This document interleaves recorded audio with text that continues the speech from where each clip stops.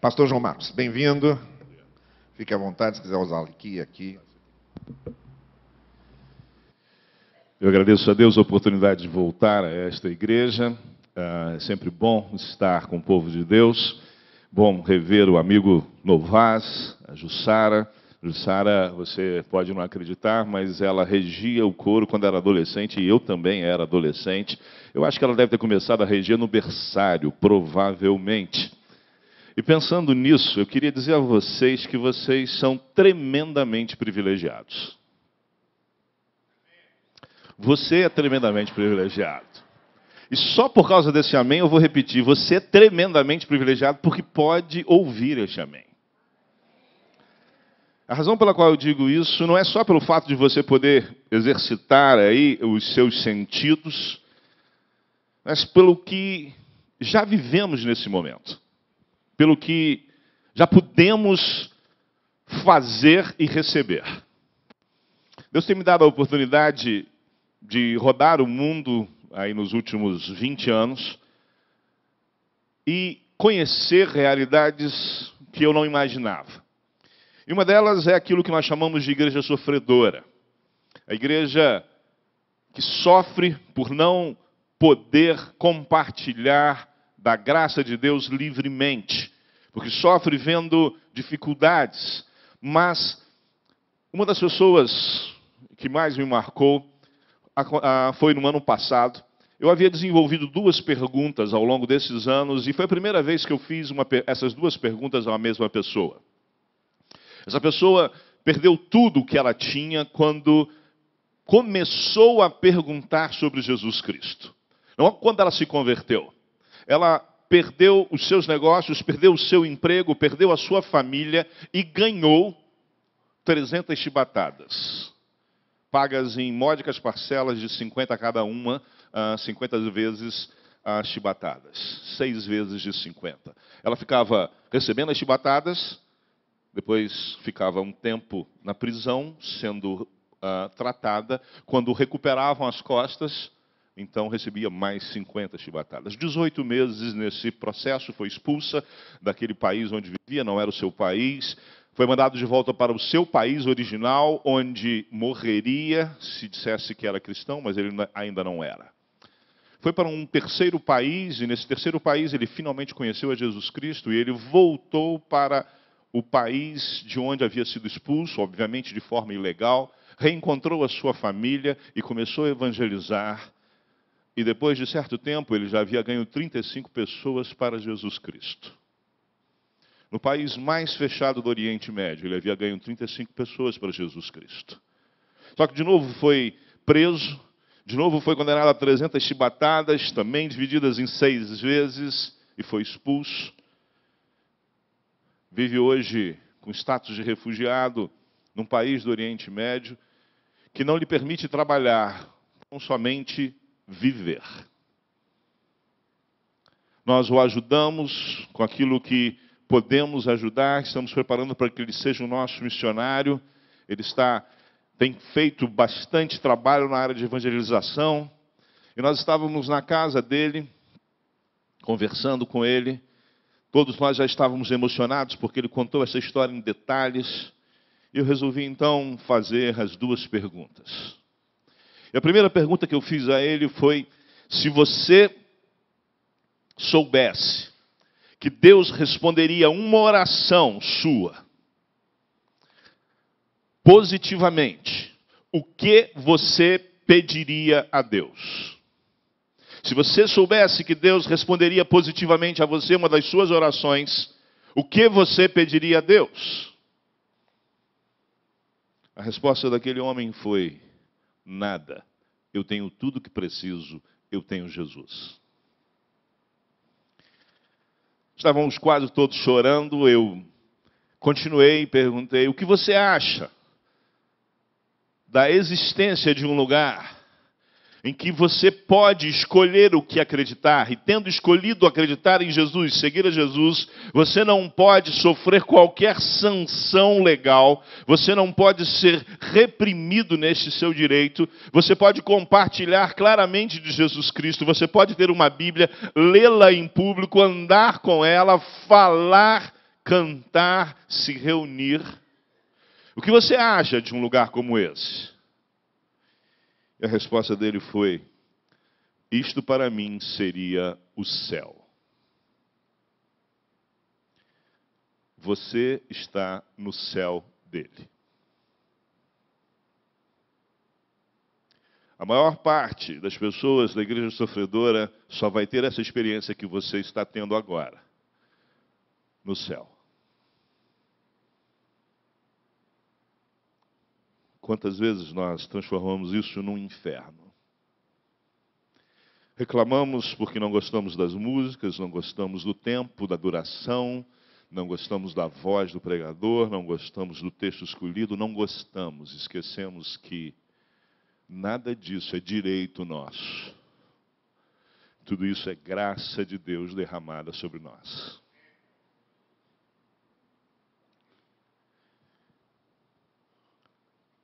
Uma outra lembrança que tenho quando estou em momentos como esse é da história de um norte-coreano que investiu 2 meses do seu salário para sair da Coreia do Norte, comprar um rádio desbloqueado para poder ouvir o que estava acontecendo no mundo afora.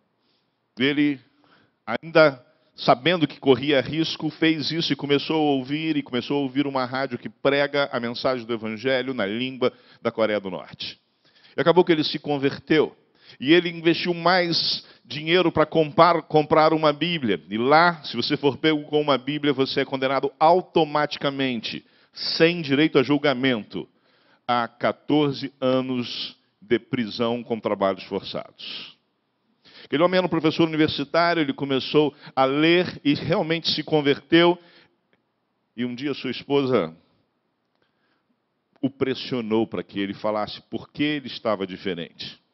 E ela numa crise, e ele numa crise, pensando que talvez ela quisesse se separar dele, entendeu que deveria falar a verdade e falou, e aquela mulher aceitou conhecer mais sobre Jesus e os dois se converteram. E ele devagar foi trabalhando e ganhou os seus alunos na universidade, eram mais de 100, mas acabou que foram presos.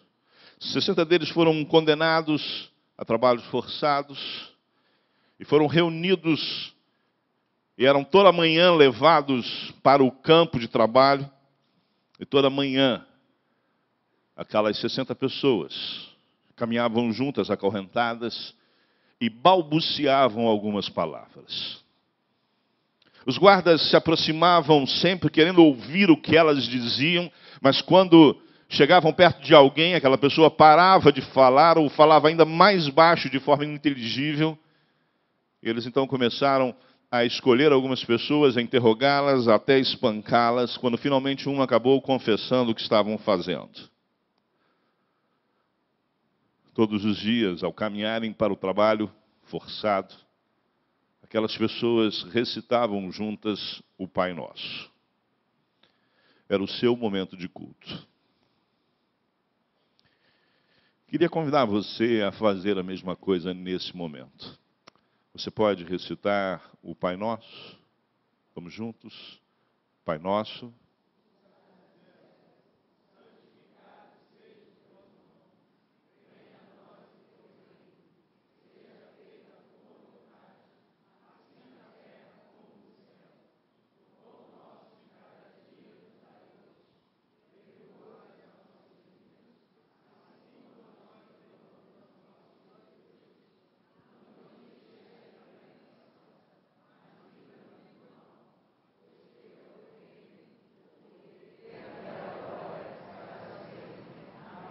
Amém.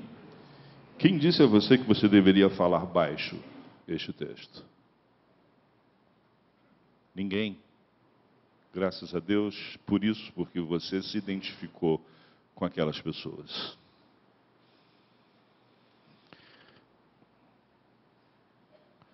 Esta é a realidade para a qual nós estamos indo. Nos últimos anos, nos últimos 40 anos, apareceu no mundo de forma mais clara a ideia da janela 1040, povos não alcançados, igreja sofredora.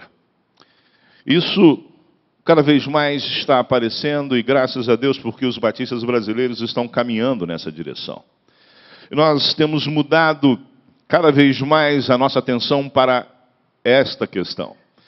Nós temos alguns números que precisam ser compartilhados. O primeiro deles é o número de pessoas que nunca ouviu falar de Jesus Cristo da forma correta. Esse número ele pode variar. O meu número, o número que eu tenho é 4 bilhões de pessoas. Tem gente que diz que são 2 bilhões. É uma diferença astronômica. Mas vamos pensar que sejam 4 bilhões de pessoas. Imagine você que Bill Gates aparecesse aqui e dissesse, olha, eu vou dar 4 bilhões de dólares às pessoas que contarem isso nota por nota de $1. Imagine você que você ficaria contando 4 bilhões de notas. Você aceitaria esse desafio? Eu espero que não. Porque se você levasse em média 1 segundo para contar cada nota, e você vai dizer, pastor, eu conto muito mais rápido que isso, mas você tem que dormir, tem que comer, tem que fazer um monte de coisa. Você levaria mais de 120 anos. 4 bilhões de segundos são mais de 120 anos. Por que estou dando esse exemplo? Porque nesse mundo nosso de hoje, em que 4 bilhões é desvio de prefeitura e não de governo federal, a gente perdeu a noção de grandeza. Uma vida já seria um número muito grande. 4 bilhões é algo assustador. Só para você ter uma ideia, quando Jesus veio ao mundo, havia 300 milhões de pessoas. Hoje, só quem não o conhece é 13 vezes mais a quantidade das pessoas que havia no mundo quando ele chegou. Nosso trabalho é enorme, mas nós já recebemos tudo o que precisávamos.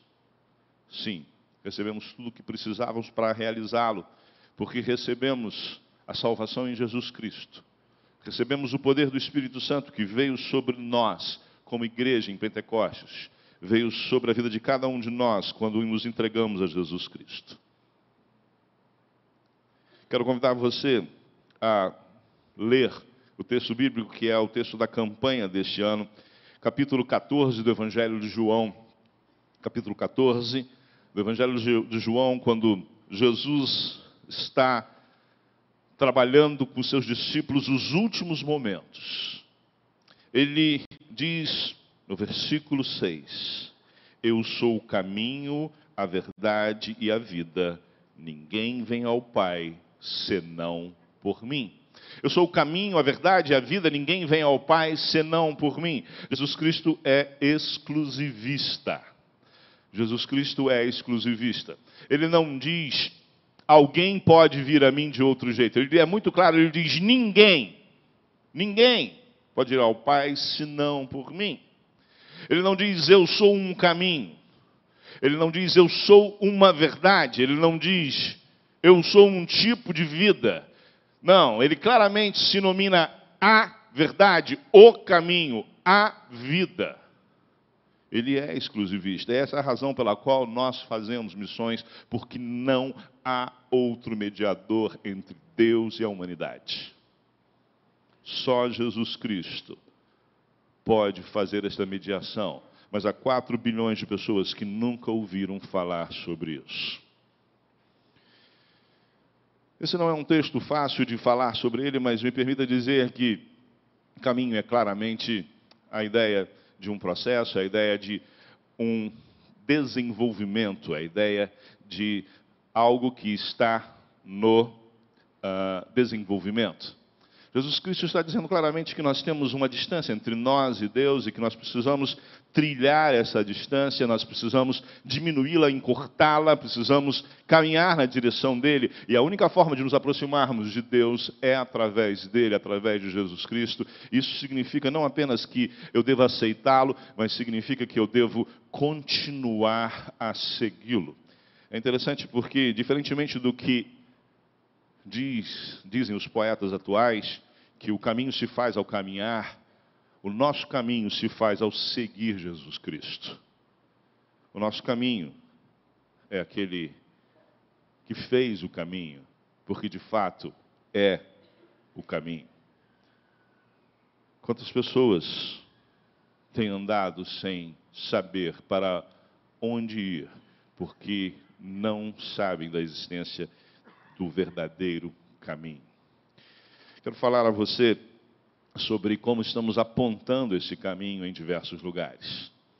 Quero dizer a você, por exemplo, o que estamos fazendo na América do Sul, ou melhor, na América como um todo. Estamos vivendo uma realidade muito difícil na América. O narcotráfico tem dominado não apenas regiões, eu vou fazer uma pequena digressão e dizer que oro por essa região praticamente todos os dias. Isso se dá para uma questão familiar. Meu filho passa aqui em frente quase todos os dias indo para a faculdade. Então eu me lembro dessa região e peço a Deus que haja paz e segurança. Mas há lugares ainda piores do que o nosso Rio de Janeiro. O México tem lugares em que há uma verdadeira guerra civil. A população está armada combatendo o narcotráfico. O exército tem sido chamado, mas não tem tido condições de entrar em alguns lugares. Pessoas são sequestradas e a opção que lhes são dadas é se tornarem assassinos de aluguel. Isso não é lenda urbana, isso acontece. Mas o maior expoente do narcotráfico, Pablo Escobar, na cidade de Medellín, construiu um império. E você pode hoje ir a Medellín e encontrar em Medellín o legado de Pablo Escobar. O legado de Pablo Escobar não são os seus palácios, não é a prisão que ele construiu. O legado de Medellín está na rua chamada Calle del Pecado, Rua do Pecado. São pessoas se drogando nas ruas a qualquer hora, fumando alumínio moído. Queimando alumínio moído nos seus cachimbos. Crianças se prostituindo. Esse é o legado do narcotráfico. Mas lá, naquele mesmo lugar, naquela mesma rua, esta igreja mantém um trabalho. Mantém um trabalho chamado Pare. E lá surgiu uma igreja cujo nome é Lugar de Graça. Porque na rua do pecado, onde abundou o pecado, superabunda a graça de Deus. Estamos mostrando o caminho. São traficantes que se convertem. São travestis que refazem o seu corpo. São crianças que são libertas. Estamos no Haiti, mostrando um caminho diferente para aquelas pessoas. O Haiti tem um número razoável de evangélicos, um número bom dentro do que se pensa normalmente para alcançar, mas a verdade é que o haitiano normalmente não tem uma ideia de futuro. Ele não pensa no amanhã e por isso ele não trilha um caminho. Estamos lá mudando isto. Estamos lá trabalhando não apenas com órfãos, não apenas em implantação de igreja, mas estamos trabalhando com educação, porque acreditamos que a educação produz transformação. O caminho que é Jesus Cristo nos torna mais educados, melhores educados e nos capacita a produzir diferença. Para você ter uma ideia do desafio do Haiti, logo assim que teve terremoto, cerca de 6 meses depois, eu fui àquele país e quando olhei para um dos rios do Haiti, eu vi uma enorme ilha cheia de detritos.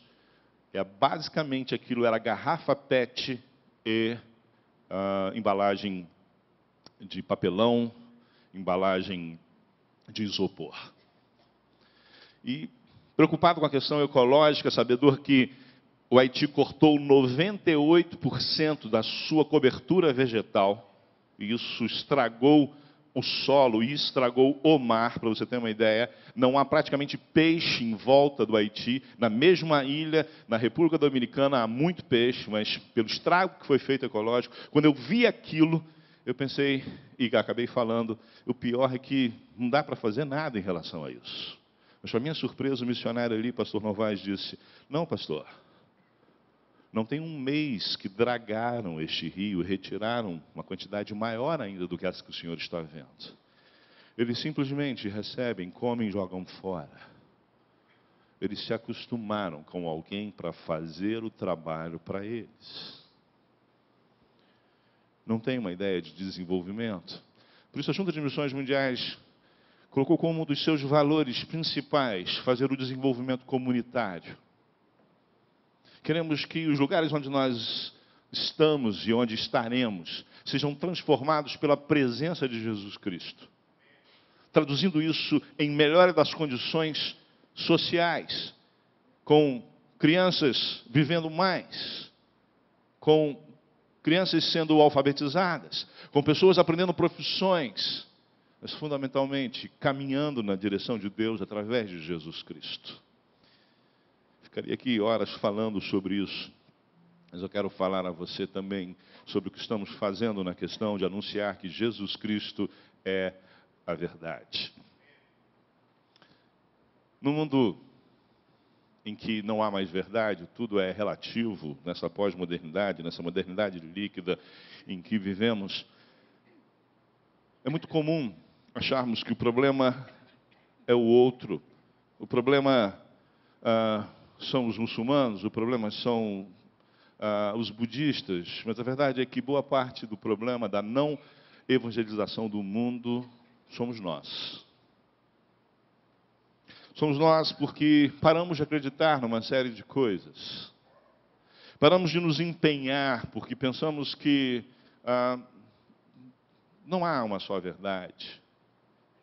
Isso entrou nas igrejas e tem entrado, mas nada é tão profundo como isso entrou na igreja europeia. Na Itália, um dos pastores disse claramente que nós deveríamos evangelizar apenas ateus. Porque muçulmano tem Deus, budista tem Deus, hindu tem Deus, todo mundo tem Deus. Para que eu vou evangelizar? Eu só preciso evangelizar ateu, porque ele não tem Deus. Eu falei para ele, você deixou o pior, cara, o mais difícil quase para fazer. E o resultado disso, irmãos, é que na Itália há igrejas com 6 pessoas. Eu lembro quando eu trabalhava com um pequeno grupo na igreja, 6 pessoas, a gente começava um pequeno grupo. Lá é uma igreja.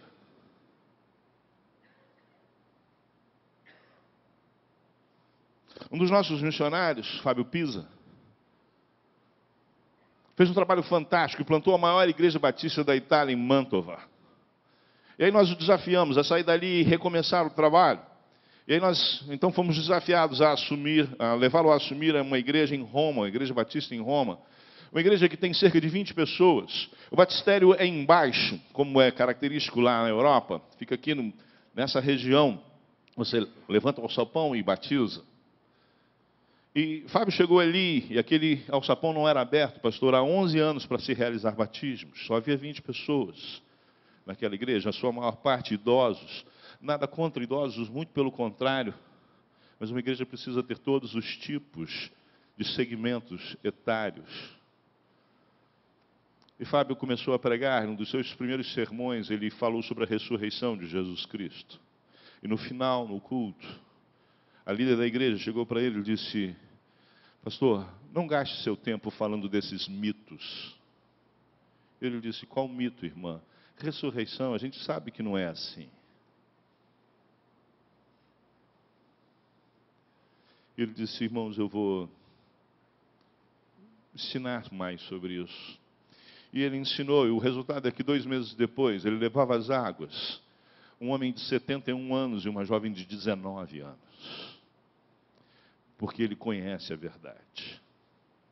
Aquela igreja, infelizmente, não quis ficar com o Fábio, mas hoje o Fábio tem mais de 30 pessoas se reunindo na sua casa, porque ele conhece a verdade. Mas não só ali. A Índia é o maior desafio de evangelização do mundo. Lá começou missões modernas, através da ação de Guilherme Carey. Mas ainda hoje é o lugar onde há o maior número de povos não alcançados, mais de 1000 povos não alcançados habitam a Índia.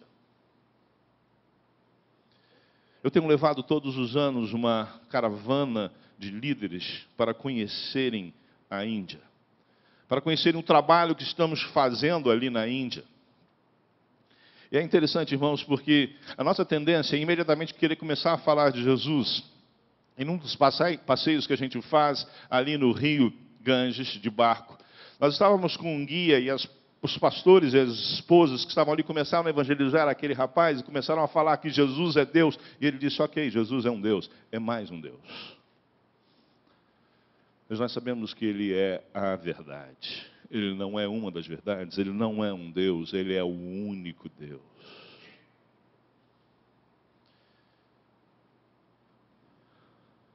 É interessante que a ideia de pluralidade presente no hinduísmo deveria se traduzir numa ideia de compreensão, numa ideia de amor, numa ideia de tolerância.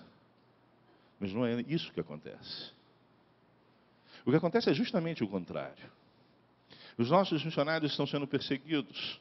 Um deles encontrou na sua porta um cartaz dizendo que até 2022 não haverá mais cristãos na Índia. Você pode imaginar isso? Na verdade, hoje a Índia é dominada por um governo que claramente é contrário a qualquer outra religião que não seja o hinduísmo. Que a Índia é só para os hindus. E ele tem um braço armado, um braço que tem invadido igrejas, tem espancado pastores, tem deixado as mulheres dos pastores nuas. Os pastores nus na rua para que passem vergonha. Um dos nossos missionários, naquele lugar, missionário local, sustentado por essa igreja, estava num culto quando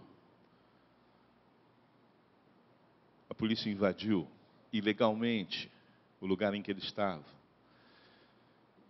O levou preso com o seu filho, ilegalmente, para um lugar deserto, e lá o espancava, dizendo para ele falar que pararia de pregar, e ele disse que não pararia. Então começaram a espancar o seu filho adolescente na sua frente, dizendo que parariam se ele falasse que pararia de pregar. Mas ele não disse. Finalmente pegaram uma arma, colocaram na sua cabeça e disseram que o matariam se ele não dissesse que iria parar. Mas a sua resposta foi, um dia eu vou morrer. E quando eu morrer, eu não vou reencarnar. Porque eu vou me encontrar com Deus vivo, Jesus Cristo. Um outro, da mesma região, foi espancado no mês de janeiro desse ano. Bateram nele quando ele se dirigia para uma das suas igrejas que está plantando. Ele vai de bicicleta porque é difícil o acesso. E aquele homem foi espancado e avisaram a ele que se ele continuasse a pregar, o matariam. Nosso coordenador foi visitá-lo, cuidou dele, cuidou para que sua bicicleta fosse consertada e disse para ele, pega mais leve, vai devagar. Ele disse, não, semana que vem eu vou voltar lá. E falaram, rapaz, você não pode, você está correndo risco. E ele disse, risco? Se eu for lá e eles se converterem, eles vão para o céu, mas se eu não for, eles vão para o inferno. Se eles me matarem, eu vou para o céu e eles não. Ele conhece a verdade. Ele conhece a verdade. Jesus disse ainda que Ele é a vida. Não há vida fora de Jesus Cristo. Jesus está falando aqui de zoe, não de bio. Não é a vida biológica, é a vida espiritual. Mas mesmo na dimensão da vida biológica, nós podemos ver a diferença que Jesus Cristo produz. Quando você pensa em África, normalmente a primeira coisa que aparece é uma criança esquálida, faminta. Eu preciso te dizer que a vida das crianças está sendo modificada, mudada, por causa da sua oferta, por causa da sua oração, por causa da sua ação. Uma das missionárias radicais, há cerca de 10 anos, foi para Moçambique. Em Moçambique, ela, como nutricionista que era, observou crianças desnutridas. Olhou o que havia de material disponível. Pesquisou aquele material até conseguir fazer uma mistura que, acrescentada por algumas poucas substâncias, atenderia às necessidades de nutrição daquelas crianças. O resultado é que o índice de mortalidade naquela região despencou. Uma multinacional hoje encampou esse projeto. As crianças ali não correm mais o risco. Vida. Jesus Cristo também modifica a sua vida biológica. Jesus Cristo também muda, porque precisamos da vida biológica para trabalhar na vida espiritual, na Zoe. Mas o maior clamor é pela vida espiritual. E nós cada vez mais vemos pessoas se dedicando a apresentar esse Evangelho. Hoje vivemos um momento ímpar na história do Evangelho. Temos notícias do mundo inteiro de pessoas se entregando a Jesus. Naqueles países mais fechados do mundo, há conversões quase que diariamente. Na Coreia do Norte, nós temos 15 missionários trabalhando, colocamos lá por ano 5.000 novos testamentos e Bíblias. Faça as contas, uma Bíblia, 14 anos, 5.000 Bíblias vezes 14, quanto tempo dá? E aí você vai descobrir por que eu nunca fui à Coreia do Norte. Não posso ficar aquele tempo todo preso lá. Mas aquelas pessoas estão todos os dias entrando e levando a mensagem do Evangelho. Um outro país que cresce muito é o Irã, em outro, o Afeganistão. Países que você não imagina que haja cristãos, mas a igreja que mais cresce no mundo hoje é a igreja do Irã. A segunda igreja que mais cresce no mundo hoje é a igreja do Afeganistão. Tudo porque pessoas estão entregando a sua vida para servir a Jesus Cristo. Eu quero lembrar aqui de uma dessas pessoas. Seu nome é Farshid. Farshid estava na Europa. Farshid vivia bem na Europa. Conheceu a Jesus Cristo, resolveu voltar para o Irã. Você deve se lembrar, no ano de 79, o Irã tornou-se uma república islâmica, expulsou aqueles que poderia expulsar, matou outros, aprisionou outros. E o fato é que sobraram cerca de 5.000 cristãos, e quando eu falo 5.000 cristãos, estou falando de pessoas que se declaravam cristãs, necessariamente não tinham compromisso com Jesus Cristo. As pessoas disseram que a Pérsia, né, que é o Irã hoje, nunca mais veria aquelas ações que Deus fez através de Daniel e de outros profetas ali. Mas a verdade é que Deus fez um mover naqueles lugares, as pessoas resolveram mostrar a sua vida. E Farshid foi uma dessas, voltou para o Irã e começou a evangelizar, e trabalhava com pequenos grupos. E o trabalho começou a crescer, porque as pessoas no Irã estão desesperadas para conhecerem Jesus Cristo, porque não acreditam mais no islamismo. E isso não é papo de pastor. Você pode entrar na internet e ver um artigo de um islâmico falando sobre isso. Saiu na UOL há cerca de 2 meses, falando que o islamismo está levando pessoas ao cristianismo pela decepção com o islamismo. Farshid voltou, o trabalho estava crescendo, e um dia ele estava em casa, de manhã, ou melhor, ele estava levando suas filhas para a escola de manhã, quando o telefone tocou. Era sua esposa e disse: Farshid, a polícia está aqui. Ele sabia que seria preso e por isso ele começou então a ligar para os seus auxiliares, aqueles pastores de rede que cuidavam da sua rede. E o que aconteceu foi que nenhum atendeu, pastor. Todos haviam sido presos. Ele entendeu isso, levou as suas filhas para a escola, se despediu delas, nunca mais as viu de novo. Voltou, foi preso. Foi colocado na pior prisão, a prisão mais denunciada por violações de direitos humanos, com agressões, torturas e outras coisas. E lá ele ainda foi colocado numa solitária. Ficou na solitária por 360 e poucos dias. Não deu um pouquinho menos de um ano, está me fugindo aqui, se foi 361 ou 363. E a verdade é que ele lutou muito naquela solitária. Porque a ideia da solitária é quebrar a pessoa, quebrar o espírito da pessoa. fazer com que ela se sinta isolada, impotente, completamente desconectada de tudo, e assim que ela seja maleável, que ela aceite tudo que falem para ela. Teve uma hora em que Farshid não aguentou e disse para Deus: Deus, eu não entendo.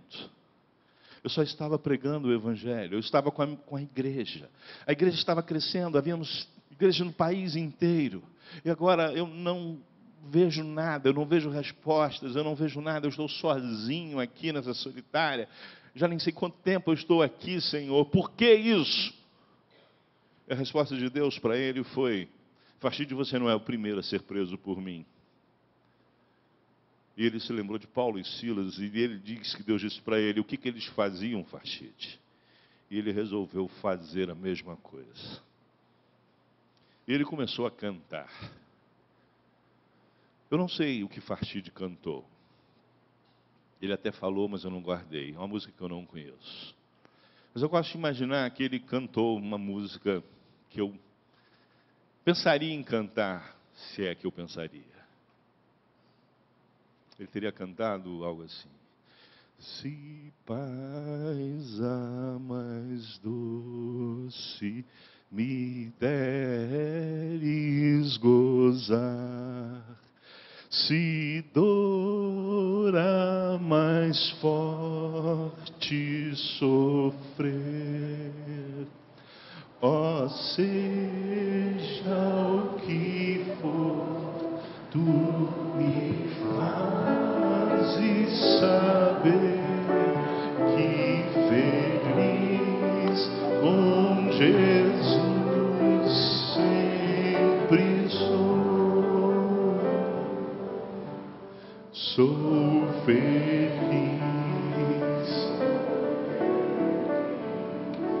com Jesus. Sou feliz com Jesus, meu Senhor. Aconteceu ali naquela solitária a mesma coisa que aconteceu aqui. Ele começou a cantar sozinho. E pessoas nas celas em volta começaram a cantar também. Ele soube que não estava sozinho. A boa notícia é que a igreja havia sido presa junto com ele. A polícia entrou, bateu em todo mundo. Outras vezes ele cantou, algumas pessoas cantaram juntas, outras ninguém cantou. Mas o fato é que ele aprendeu que ele não estava sozinho. Finalmente ele foi liberto, nós protestamos, o mundo inteiro protestou pela libertação de Farshid. E ele foi solto, não da cadeia, mas ele foi retirado da solitária. E ele disse que ele estava feliz porque ele estava na pior cadeia do mundo, mas não estava mais na solitária. E a igreja ali presente cuidou dele. E quando ele estava bem, aconteceu uma coisa. Na mesma época em que Farshid fora preso, um homem também, muçulmano, fora preso. Esse homem era um muçulmano radical, ele achava que o Irã pegava muito leve com os cristãos. E ele pregava um radicalismo. Ele foi preso. Foi colocado também numa solitária e também ficou quase um ano. Eu imagino que aquele homem ouviu Farshid cantar. Mas a diferença de Farshid, aquele homem não teve ninguém com quem se relacionar, porque Alá não se relaciona. Porque de fato Alá não é o Deus vivo. Deus é o Deus vivo. E aquele homem ficou em desespero, aquele homem foi completamente quebrado. E ele ficou vigiando o Farshid, cada passo do Farshid, quando a igreja cuidava dele dentro da cadeia. E quando o Farshid estava melhor e foi ao banheiro sozinho pela primeira vez, aquele homem entrou correndo no banheiro para falar com ele. E o que ele disse a Farshid foi em alta voz: eu ouvi que o seu está vivo, o nosso está morto, mas eu ouvi que o seu está vivo. Farshid tomou um susto. Ele disse de novo: o nosso está morto, mas eu ouvi que o seu está vivo. E Farshid disse: o que você quer que eu faça? Ele disse: ore por mim. Irmãos, Farshid é uma pessoa normal, tanto quanto é normal, uma pessoa que serve a Jesus Cristo realmente. E o que aconteceu foi que ele pensou: isso aqui é uma armadilha. Vão me pegar orando, é proibido. E eu vou voltar para a solitária. Mas aquele homem estava pedindo uma oração, pedindo que orasse por ele. Então ele falou: tem que orar. E ele levou aquele homem para o canto, para um lugar que ele sabia que não, a câmera do banheiro não pegava. E ele disse que ele fez a oração mais rápida da história dele. Ele botou a mão na cabeça do homem e disse: Deus, em nome de Jesus Cristo, liberta esse homem. E saiu do banheiro. Passado um tempo, aquele homem entrou correndo na ala onde estava Farshid, gritando: Farshid, Farshid, o seu está vivo, Farshid, o seu está vivo. Ele não dizia mais: eu ouvi que o seu está vivo. Ele dizia: Farshid, o seu está vivo. Beijava a mão do Farshid, até que Farshid conseguiu acalmá-lo, disse: o que aconteceu? E ele disse: as pessoas que cuidam do meu processo vieram me dizer que ele foi arquivado e eu vou ser liberto, Farshid. O seu está vivo. Jesus é o caminho, a verdade é a vida. Ele está vivo, ele produz vida. É isso que estamos fazendo. Ficaria aqui horas falando mais histórias desse tipo, mas eu quero desafiar você a participar. Gostei muito do tema desse ano, da campanha desse ano de vocês. Podemos fazer mais, e a verdade é que podemos fazer muito mais. Eu quero desafiar você a orar mais, contribuir mais, mobilizar mais e ir mais. Primeiramente, quero desafiar você a orar mais. Quanto tempo você ora por missões por dia? Nada. Você pode orar 5 minutos todos os dias. Você ora 5 minutos, você pode orar 10. Você pode orar mais. Temos missionários que só estão na frente da batalha porque estão cobertos por suas orações. Contribuir mais. Bem, irmãos, quando eu cheguei na junta, o dólar estava a 1,58, nós tínhamos 600, um pouquinho menos de 600 missionários. Hoje, se o dólar fechar esse ano a 3,50, como eu tenho orado, vai ser um milagre. E nós temos mais de 1.800. O dólar dobrou, mais do que dobrou, e nós triplicamos o número de missionários. Conversava nos Estados Unidos com uma pessoa, e ela me perguntou qual era o orçamento da junta, depois de ouvir tudo que nós falamos, e eu falei o orçamento, falei o número global, e ele disse: isso é um milagre, João, isso é um milagre. E eu disse: rapaz, e com a alta do dólar? Ele falou: espera um pouquinho, eu pensei que você estava falando em dólar. Vocês fazem tudo isso em real? Com real? Sim, com real. Divide isso aí por 3, na época era 3. Ele disse: João, se alguém não acreditar em milagre, manda visitar, junta e olhar as contas. Podemos fazer mais, podemos contribuir mais. Podemos mobilizar mais, falar mais de missões. Há mais pessoas que podem se envolver, mas podem ir mais. Eu quero desafiar vocês têm feito viagens missionárias aqui, quero desafiá-los a fazerem viagens missionárias para fora do país. E quero desafiar você a mandar o seu pastor, mandá-lo para a Índia comigo, em outubro. Dia 14 de outubro, pastor, vamos? Aproveita e leva a Jussara, que aí se der qualquer problema, ela cuida da gente. Ter uma médica é sempre bom. Irmãos, está aqui o pastor Guy. Fomos a primeira vez juntos, pelo menos a minha primeira vez, na Índia. Você nunca viu nada parecido. Pra você ter uma ideia, um indiano estava conosco há um mês, estava trancado lá no Seminário do Sul. Ele disse: eu preciso rodar um pouco pela cidade. Nós o levamos para a Praça Sans Penha, às 6 horas da tarde, um dia de semana. Ele olhou e falou assim: cadê o povo dessa cidade? Tinha pouca gente para ele. Você precisa ver ali, naquela região, naquele tsunami do início do século, morreram 300 mil pessoas e todo mundo ficou se perguntando onde estava Deus. Mas um dos missionários ali me disse: João, por semana morrem 300 mil pessoas nessa região e ninguém se importa. É um tsunami espiritual levando 300 mil vidas para o inferno. Novais já topou, ele não falou nada, então ele já topou. Que tal você ajudar aí? Ir junto com ele. Vamos conhecer mais. Podemos fazer mais. Eu quero convidar você a fechar os seus olhos e falar com Deus. E a primeira coisa que eu quero convidar você a fazer é falar com Deus, dizendo muito obrigado, Senhor. Obrigado porque eu posso falar contigo. Obrigado porque eu tenho uma igreja. Obrigado porque eu tenho um pastor. Obrigado porque eu tenho pastores. Obrigado porque eu tenho... Nem sempre valorizo.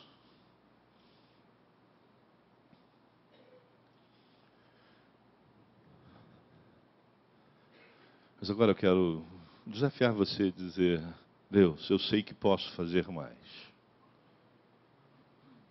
Por isso eu pergunto a Ti: o que o Senhor quer de mim mais? Quanto tempo o Senhor quer que eu ore diariamente por missões? Quanto o Senhor tem comigo para eu ofertar para missões? O que o Senhor quer que eu faça para mobilizar mais pessoas a orarem, contribuírem e irem? E onde o Senhor me quer em missões, Pai? Se você fez essa oração com essas frases, ou uma delas, eu quero orar por você. Eu peço que você me faça um sinal onde você está levantando uma das suas mãos. Nós vamos orar. Deus abençoe você, Deus abençoe, Deus abençoe, Deus abençoe cada um de vocês. Nós vamos orar. Deus abençoe, Deus abençoe, Deus abençoe. Pai bendito, nós te louvamos, nós te bendizemos, porque o Senhor é bom. Porque o Senhor é maravilhosamente bom. Porque mesmo quando nos revoltamos e nos afastamos de Ti, o Senhor continua a nos amar e enviou Jesus Cristo para nos salvar. Obrigado por tão grande amor, Senhor. Obrigado porque Jesus Cristo morreu em nosso lugar. Produziu salvação. Obrigado porque Ele é o caminho, a verdade e a vida, Senhor. Eu agradeço a existência desta igreja, Pai, os seus 80 anos sendo luz, não apenas no bairro, no Rio de Janeiro, no Brasil, mas também no mundo. Agradeço o ministério do pastor Novaes. Agradeço a sua liderança, a sua visão e peço que o Senhor continue a abençoá-lo, como também a cada integrante dessa igreja. E cada vez, Pai, nós nos lembremos de quem somos e do que devemos fazer e que podemos fazer mais por Ti, porque o Senhor fez tudo o que era necessário por nós. Nesse instante, Pai, eu peço pelas pessoas que tomaram decisões neste culto. Tomaram decisão de fazer mais, orar mais, contribuir mais, mobilizar mais ou ir onde o Senhor quer. Produza, Pai, a ação do Teu Santo Espírito dando visão. Manifesta a graça dando provisão. Manifesta a sabedoria dando direção. É o que eu te peço, Pai, em nome de Jesus. Amém.